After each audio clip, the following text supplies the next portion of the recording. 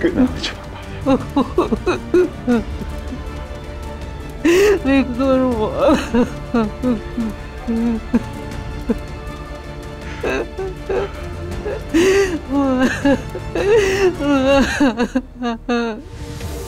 Kung hindi dahil sa mga tera at galamay nila, buhay pa sana ngayon ang asawa at anak ko.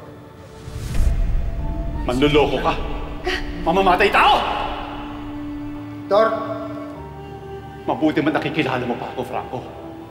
Pinaniwala ako ng tatay mo na gagaling anak ko sa all-in-one drops nyo. Pero wala na anak ko. Patay na anak ko, Franco! Pinatay siya ng produkto mo!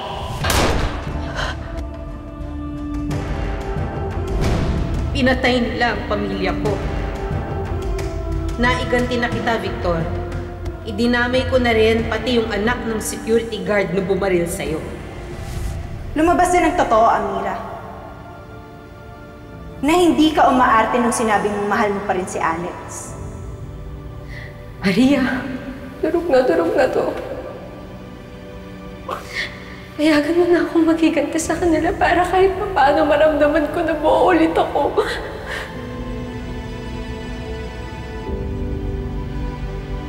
Naiintindihan ka ni Maria Makiling. Gawin mo kung anong kailangan mong gawin, Amira. At nagsisimula pa lang ako. Ang mga anak ni Franco Terra, pati mga kaibigan nilang nakikinabang sa Nexcelsior, pagbabayaran.